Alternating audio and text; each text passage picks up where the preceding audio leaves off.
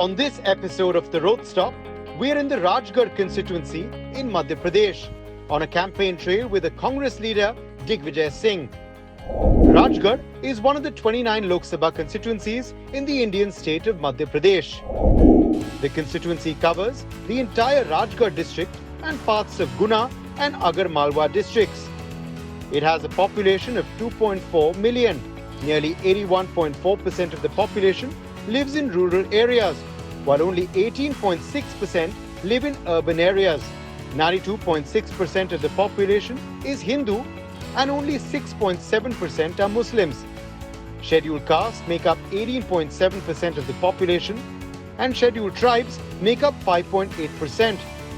1.68 million people qualified to vote in 2019. 74.3% turned up to vote.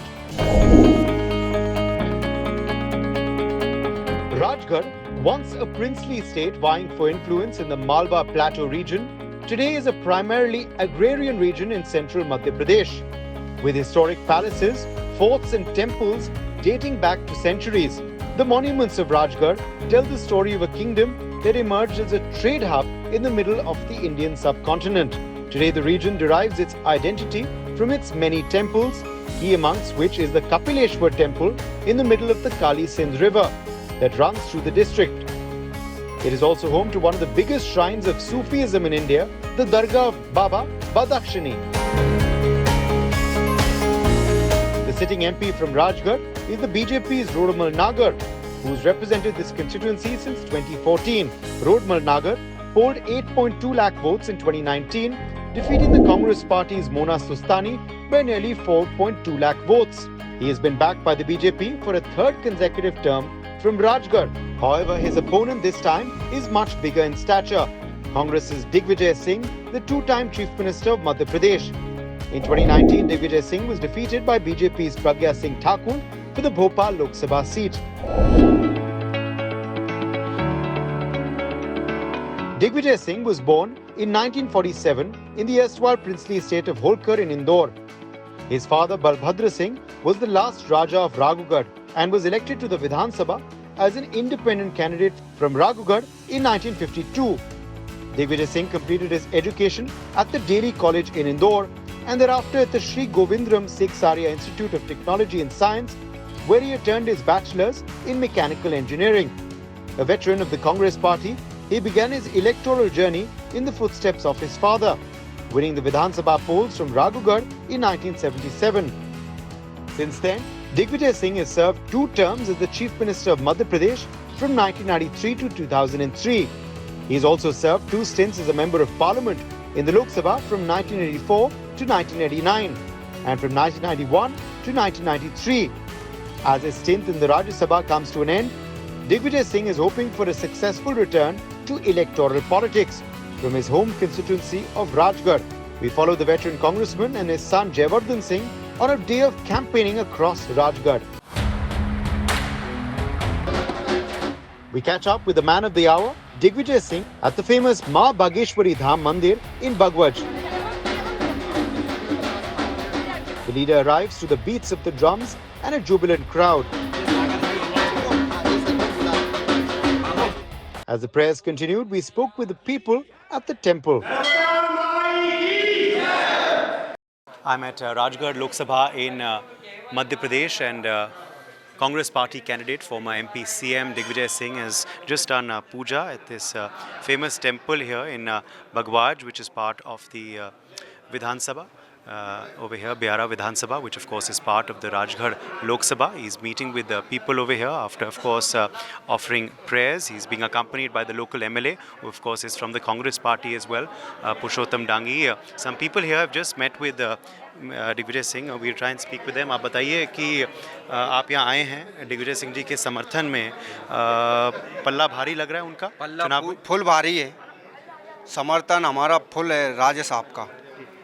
क्या वजह है कि आपको लगता है कि दिग्विजय सिंह जी एक प्रबल दावेदार हैं यहाँ के लिए? हाँ, प्रबल दावेदार है। वजह क्या है? जुड़ाव का जो वजह क्या है आपके यहाँ कुआं सब चीज़ की उनने पहला करी थी, तो काफ़ी काम किया यहाँ पहले? काम किया है। आप लोग सब आप युवा हैं एक आप कनेक्ट कर रहे हैं कांग्रेस पार्टी से दिग्विजय सिंह जी, इसकी वजह क्या है? जी जी देखिए, रोडमल नागर जी को 10 साल हो गए, उनने विकास काम कुछ भी नहीं करा। केवल पानी के टैंकर 900 पानी के टैंकर 10 साल में और 50 के लगभग यात्री प्रतीक्षालय बनाए 50 करोड़ रुपए में, बाकी कुछ काम नहीं करा। आप युवा हैं, युवा के मन में यहाँ क्या चल रहा है? युवा के मन में राजा साहब की जीत होगी। राजा साहब की जीत होगी। आप बताइए कि हमने देखा भी दिग्विजय सिंह जी ने यहाँ आए, पूजा अर्चना की, लगातार उनका जनसंपर्क जारी है।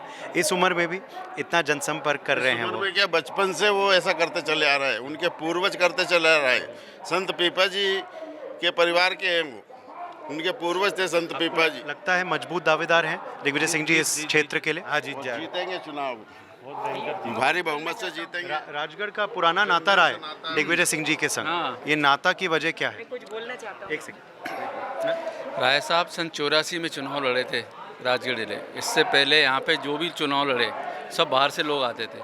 वो 85 के बाद उनने लगातार इस क्षेत्र में भ्रमण किया, यहाँ के विकास कार्य किए। राजगढ़ जिला बहुत पिछड़ा जिला था 85-84 के पहले। यहाँ पे ना सड़कें थी, लोग बीमारी से मरते थे, ना साफ पानी मिलता था, ना रोजगार था, लोग पलायन कर जाते थे यहाँ पे बाहर। 85 के आने के बाद उन्होंने यहाँ की जनता को जागरूक किया, विकास कार्य किए। और आज जब हुआ है जी जी जी, क्या क्या कहना चाह रहे हैं आप? मैं आँखों से कम दिखता है, दिखता ही नहीं है वो, तो यूँ मानो। मैं तो सुनता रहता हूँ कि यहाँ पे अच्छा लगता है जो आप सुनते हैं दिग्विजय सिंह जी से? हाँ, अच्छा लगता है ना। ठीक, ये सुनते हैं कि जीत हो जाएगी, जीतेंगे वो। अच्छा तो ये थे कुछ स्थानीय लोग यहाँ के, और वो हमसे बातचीत कर रहे थे, बता रहे थे कि वो क्यों आए हैं यहाँ दिग्विजय सिंह जी के समर्थन में। Once the press conclude, a venue is set for a small public meeting. Digvijay Singh is greeted by elders and youngsters alike amidst high hopes for a victorious election campaign. As the event concluded, we spoke with the man himself.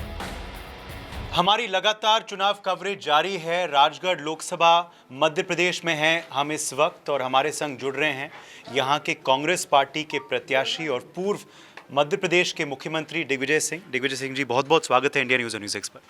धन्यवाद। आप लगातार प्रचार कर रहे हैं, लगातार आपके दौरे जो हैं वो जारी हैं।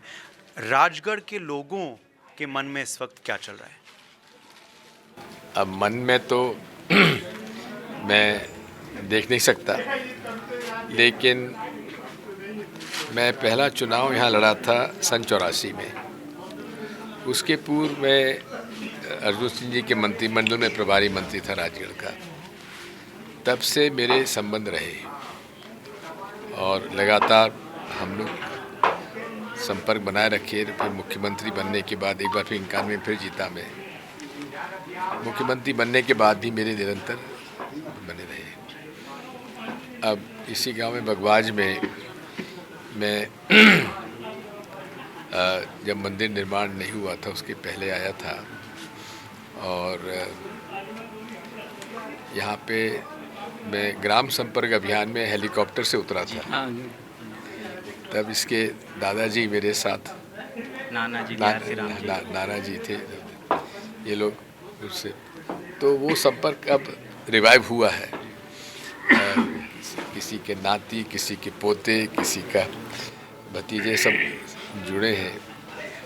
तो क्योंकि 2003 के बाद मेरा संपर्क टूट गया था, मैंने तय किया था 10 साल तक चुनाव नहीं लड़ूंगा, तो मैं नहीं लड़ा। उसके बाद मैं AICC का विभिन्न प्रांतों में प्रभारी रहा, उसकी वजह से मेरा जीवित संपर्क नहीं रहा। लेकिन इतना ज़रूर था कि मैं जब भी भोपाल रहता था या दिल्ली, कोई भी मेरे घर आया तो मैंने उसकी जो बन सकी मैंने सेवा की है, तो वही मेरी पूंजी है।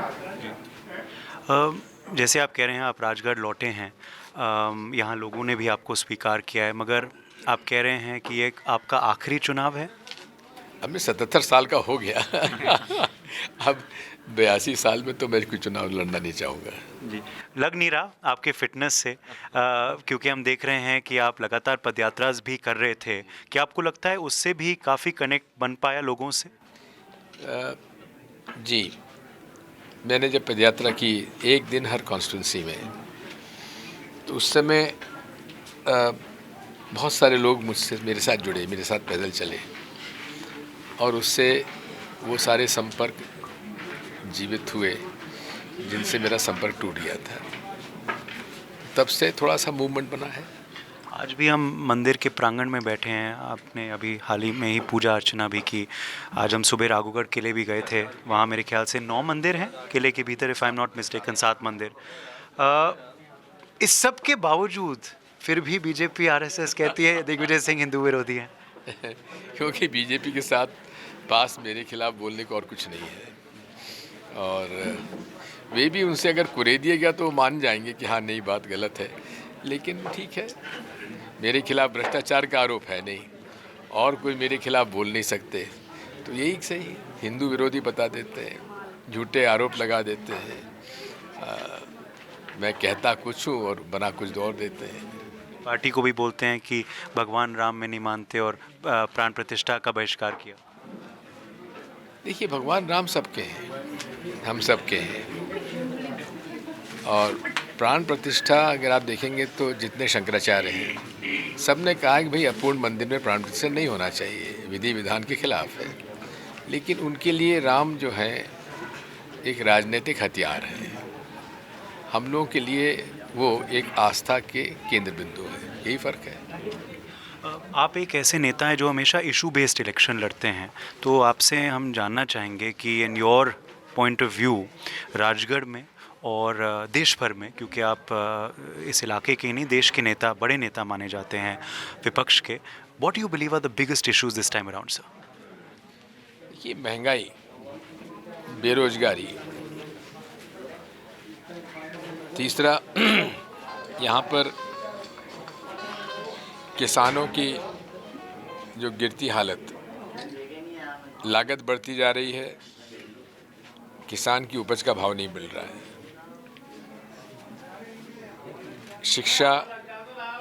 शिक्षा का भी वो स्तर अब नहीं है जो कि होना चाहिए, और शिक्षित बच्चों को रोजगार भी नहीं मिल रहा है।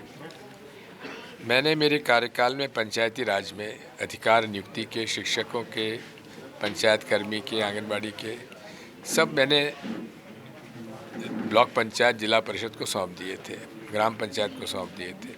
उससे क्या हुआ कि यहाँ के लोकल लड़कों को रोज़गार मिला था, वो आज भी याद रखते हैं। पंचायत कर्मी गांव का होना चाहिए, शिक्षक कर्मी गांव के होना चाहिए। आज वो सब कुछ तो रिटायर हो गए, कुछ अभी भी नौकरी में है। तो मैंने यहाँ के लोकल लोगों को ज़्यादा महत्व दिया और बिना किसी भ्रष्टाचार के लोगों की नियुक्तियाँ हुई, उसका एक बहुत बड़ा एक गुडविल मेरे को मिला हुआ है। दूसरा, पंचायतों को मैंने अधिकार दिए थे, फॉर एग्ज़ाम्पल जो लैंड म्यूटेशन केसेस थे, पंचायतों को अधिकार दे दिया था। वो जहाँ कोई विवाद ना हो वहाँ म्यूटेशन के वहीं हो जाते थे। किसानों की बहुत बड़ी लागत हो जाती है बिजली की, मैंने फ्री इलेक्ट्रिसिटी दी थी 10 साल तक। और भी अनेक काम किए थे मैंने, तो जिसकी वजह से आज भी मुझे याद रखा जाता है जी। और मेरा आरएसएस से कोई झगड़ा नहीं है। मैं तो ये समझिए कि 1977 के पहले इमरजेंसी में कोई भी आरएसएस वर्कर और जनसंघ वर्कर को मैंने जेल में नहीं जाने दिया, क्योंकि मैं इसके पक्ष में कभी नहीं रहा। मेरे कार्यकाल में मैंने किसी भी बीजेपी के वर्कर को, आरएसएस के वर्कर को परेशान नहीं किया, क्योंकि ये मेरे कैरेक्टर में नहीं है, मेरी आदत में शुमार नहीं है। मैं बहुत ही सकारात्मक रूप से चुनाव लड़ता रहा हूँ और सकारात्मक राजनीति करता रहा हूँ। मेरा तो 5 सूत्र हैं राजनीति के: संपर्क, संवाद, समन्वय, सामंजस्य और सकारात्मक सोच। उसी पर मेरी राजनीति आधारित है। उसी पे आपकी राजनीति आधारित है, उसी पे आप चुनाव लड़ रहे हैं। बट सामने वाला पक्ष पीएम मोदी का चेहरा इस्तेमाल कर रहा है। वह कह रहे हैं ये पीएम मोदी का चुनाव है वर्सेस द रेस्ट। बात ये है, हम लोगों की ये संसदीय प्रणाली है। संसदीय प्रणाली और राष्ट्रीय प्रणाली में यही फ़र्क होता है। चुनाव मोदी जी नहीं लड़ रहे हैं, रोडमल नागर लड़ रहे हैं, और ये चुनाव रोडमल नागर और दिग्विजय सिंह के बीच में है। रोडमल नागर जी ने एक गांव यहाँ अडॉप्ट किया है, गागरोनी। मैं भी गया था वहाँ पर। लोगों ने बताया कि साहब जिन्होंने का ये गांव गोद लिया हुआ है गागरौनी, लेकिन गांव के लोगों ने कहा कि साहब उनके बाद हमको चेहरा तक नहीं दिखाया आज तक।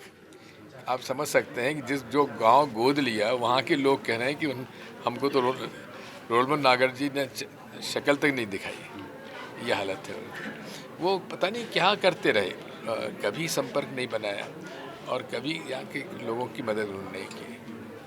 आखिरी दो सवाल आपसे, एक तो ईवीएम पे पूछूंगा क्योंकि आप लगातार ये मुद्दा उठा रहे हैं ईवीएम्स का। पहले तो ये भी देखा जा रहा था कि क्या यहाँ बैलेट पे होगा चुनाव या नहीं। बात यह है कि कितना ये इलेक्शन कमीशन किस में एक तरफा काम कर रही है। पहले उनका एक नोटिफिकेशन था कि 384 उम्मीदवार होंगे तो बैलेट पेपर से काम होगा, वो बैलेट होगा, तो हमने तैयार कर लिए थे। लेकिन फिर कहा कि नहीं, एक और सीयू लगा के 384 और उससे हो सकता है, तो फिर हमने कहा ठीक है लड़ेंगे चुनाव, क्या दिक्कत है। बीजेपी कहती है ये एक हार की निशानी है, यू ऑलरेडी एक्सेप्टिंग डिफीट। अगर मैं एक्सेप्ट करता होता तो इतनी मेहनत करता। ओके, आखिरी सवाल आपसे मैं पूछूंगा about one interesting thing which we saw this time आपके नामांकन में, क्योंकि बाकी नेताओं के नामांकन भी हम देख रहे हैं, स्टार कैंपेनर्स आ रहे हैं वहाँ, मुख्यमंत्री चेहरे आ रहे हैं, वीआईपी फेसेस आ रहे हैं, मगर आपका नामांकन अलग था। यू हैड डिफरेंट आम आदमी दे। देखिए, मैंने उस दिन तय किया था मैं चुनाव मतदान केंद्र पर लड़ूंगा। मेरे वर्कर मतदान केंद्र पर उस तरह चुनाव लड़ेंगे जिस तरह से सरपंच का चुनाव लड़ते हैं। इसलिए मैंने मतदान केंद्र पर ही सब लोगों से कहा था अपने मतदान केंद्र पर रहिए, जब मैं फॉर्म भरूंगा और उस दिन आप अपने मतदान केंद्र को कैसे जिताएंगे उसकी रणनीति तय करिए। क्योंकि हम लोग भीड़ लाते थे, भीड़ भड़का आता था, बेचारे परेशान होते थे और फिर पुलिस उनको घुसने नहीं देती थी। हर आदमी चाहता था कि मैं भी उम्मीदवार के साथ अंदर घुसूं, इसलिए मैंने मना कर दिया। सब अपने अपने, उस दिन हर कार्यकर्ता मेरा पोलिंग बूथ पे रहा और उसने 11 साढ़े 12 के बीच में मीटिंग करी। Our next port of call was the main market of Raghugarh, where we spoke with locals to understand the pulse on ground. हम हैं राघोगढ़ के मेन बाजार में इस वक्त और हम यहाँ लगातार घूम रहे हैं, ये जानने की कोशिश कर रहे हैं कि यहाँ क्या चल रहा है, माहौल यहाँ क्या है, मतदाताओं के मन में इस वक्त क्या कुछ है। मैं पूछना चाहूँगा, यहाँ एक लोकल आपकी यहाँ सब्जियों का ठेला है, राघोगढ़ में क्या चल रहा है, माहौल किसका लग रहा है इस बार? नहीं, माहौल तो सब ठीक ठाक चल रहा है, ऐसा कोई दिक्कत नहीं है, और देखते हैं क्या होता है। चुनाव में पल्ला किसका भारी है, बीजेपी का, कांग्रेस का? नहीं, यहाँ पे तो कांग्रेस ही चल रहा है। हाँ, कांग्रेस चल रहा है। आप बताइए, आप खरीदने आए हैं यहाँ, कुछ क्या खरीदने आए हैं? बस फल फ्रूट सर। अच्छा, मगर फल किसको 4 जून पर मिलेगा, बीजेपी को या कांग्रेस को? राजगढ़ से यहाँ से तो सर बीजेपी, कांग्रेस को सर। कांग्रेस को। जी। वजह क्या है? वजह सर यहाँ का ठीक है माहौल, जयवर्धन जी काम करते हैं, हमारे लिए ठीक ठाक है। जयवर्धन जी काम कर रहे हैं तो उनके पिताजी को वोट देंगे आप?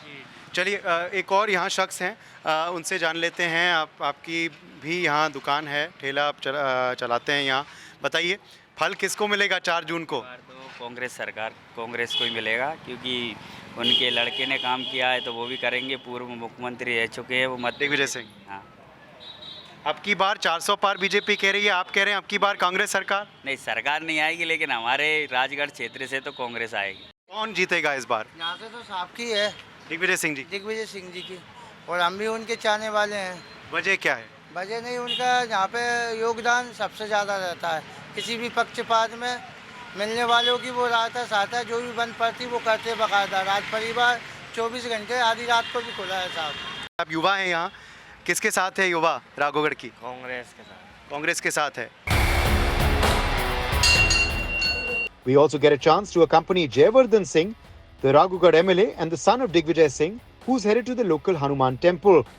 It's a tradition in the family to offer respects at this temple before starting off the day. The locals throng their young leader and their love and reverence is clear for all to see. बताओ निमंत्रण है साहब कन्या को ब्याह है। मैं आऊँगा ना। A local has invited the leader to his daughter's wedding. Jayavardhan humbly accepts the invitation. There are dozens who have come to meet the leader, hoping he will solve their problems. Jayavardhan gives them his word and passes on instructions to his aides to fulfill the task. We spoke with the young MLA and former minister about the elections in his father's campaign. हमारी लगातार coverage Rajgarh Lok Sabha में जारी है. We have with us now the son of the Congress's candidate from this seat, Digvijay Singh ji's son, who is of course the sitting MLA from Raghugarh and also former Madhya Pradesh minister, is joining us. बहुत-बहुत स्वागत है आपका जयवर्धन जी हमारे channel पर. बहुत-बहुत धन्यवाद. Thank you. प्रचार कैसा चल रहा है? ज़मीनी स्तर पर राजगढ़ में इस वक्त क्या माहौल आप देख रहे हैं? प्रचार धीरे धीरे और तेज़ी से बढ़ रहा है, क्योंकि अब लगभग 2 हफ्ते रह गए हैं मतदान के लिए. और पिछले 10 साल से राजगढ़ लोकसभा में भाजपा के सांसद हैं और एक तरह से उनके प्रति काफ़ी नाराज़गी भी है, क्योंकि 10 साल से रोडमल नागर जी ना तो जनता के बीच आए, ना उनने कोई ऐसे विकास कार्य किए जिससे कि जनता को कुछ लाभ मिल पाए. तो ये सब बातें आज जनता के बीच स्वयं चर्चा में आ रही हैं. वहीं दिग्विजय सिंह जी का ये वो 30 साल बाद पुनः खड़े हो रहे हैं लोकसभा चुनाव के लिए, और उन्होंने कहा है कि उनका आखिरी चुनाव है. कहीं ना कहीं इस पूरे संसदीय क्षेत्र में दिग्विजय सिंह जी ने मुख्यमंत्री के रूप में, मंत्री के रूप में, सांसद के रूप में अनेकों विकास कार्य किए हैं. अनेकों यहाँ पे डैम के निर्माण किए हैं जिससे कि पानी की व्यवस्था हुई है, पेयजल की भी और सिंचाई के लिए भी. अनेकों उद्योग स्थापित किए हैं, गेल, NFL, पीलोखेड़ी का जो पूरा कारखाना का जो औद्योगिक क्षेत्र है पूरा नरसिंहगढ़ के पास में. तो ये सब ऐसे विकास कार्य हैं जिनके माध्यम से आम जनता को लाभ मिला है, हर वर्ग को लाभ मिला है, युवाओं को रोजगार मिला है, अच्छी शिक्षा मिली है, अनेकों शैक्षणिक संस्था यहाँ पे स्थापित हुई है. शायद वो जानकारी नहीं होगी, लेकिन मध्य प्रदेश में पहला DPS भोपाल या इंदौर में नहीं, रावगढ़ में खोला गया था. अच्छा जी, सन शायद 84 के आसपास. तो ये सब ऐसे विकास कार्य हैं जिसके द्वारा इस क्षेत्र की पहचान बनी है. और क्योंकि ये माना जाता है कि कहीं ना कहीं राजगढ़ की पहचान में भी एक अहम नाम रहते हैं दिग्विजय सिंह जी, तो इसीलिए सबकी भावना है कि उनको वापस इस बार सांसद के पद पे मौका मिले. और हमें विश्वास है कि जो हमारा एक जीवित संपर्क रहता है सभी के साथ में, इस बार सभी मतदाताओं का आशीर्वाद कांग्रेस को मिलेगा, दिग्विजय सिंह जी को मिलेगा. वो लगातार पदयात्रा भी कर रहे हैं, बाय फुट उन्होंने काफ़ी कॉन्स्टिट्यूंसी के एरियाज़ को नापा है. तो क्या ये भी एक इफ़ेक्टिव मीडियम है आपको लगता है लोगों से जनसंपर्क करने का? और सब यही कहते हैं कि इस उम्र में भी दिग्विजय सिंह जी को पदयात्राओं में कोई टक्कर नहीं दे सकता. जी, वो काफ़ी फिट रहते हैं. अभी उनकी उम्र 77 साल की हो गई है, लेकिन 77 साल की उम्र में भी उनकी जो प्रतिदिन जो उनका योगा करते हैं और एक्सरसाइज करते हैं. और अभी 2 साल पहले ही राहुल जी की जो भारत जोड़ो यात्रा में भी वो पैदल चले थे कन्याकुमारी से लेकर कश्मीर तक. तो 5-6 साल पहले नर्मदा परिक्रमा भी पूरी की थी. तो और हमेशा सांसद के रूप में, विधायक के रूप में भी उन्होंने अनेकों पदयात्राएं की थी. और इस पदयात्रा में जो नाम दिया गया था वादा निभाओ पदयात्रा, जिसके द्वारा जनता के बीच वो एक ही बात किसानों के बीच जनता से पूछ रहे थे कि क्या भाजपा ने जो वादा किया था कि सरकार बनने पर गेहूं खरीदी 2700 के रेट पर की जाएगी, वो नहीं हो रही है. फिर उन्होंने जनता से पूछा कि भाई भाजपा ने वादा किया था कि लाडली बहना योजना की राशि 3000 रुपये की जाएगी, क्या हुई? वो भी नहीं हुई थी. फिर उन्होंने जनता से पूछा कि भाजपा ने वादा किया था रसोई गैस की टंकी भी 450 रुपये में दी जाएगी, क्या वो मिली? वो भी नहीं मिली. तो इन 3 मुद्दों को लेकर दिग्विजय सिंह जी ने पदयात्राएं की थी. एक दिन एक विधानसभा में उन्होंने पदयात्रा की थी, जिसके माध्यम से घर घर में जाकर किसानों से उन्होंने चर्चा की, आम जन से बात की, और कहीं ना कहीं जो संदेश कांग्रेस का है वो घर घर तक पहुंचाया. The battle lines have been drawn in Rajgarh. Digvijay Singh is hoping to mark a victorious return to electoral politics after 10 years. His hopes are pinned on the constituency that he once represented in Parliament almost 40 years ago. Will Rajgarh shower Digvijay Singh with the same love as it did all those years ago? Well, only time will tell. That was the NewsX road stop in Rajgarh. Keep watching our non-stop ground series.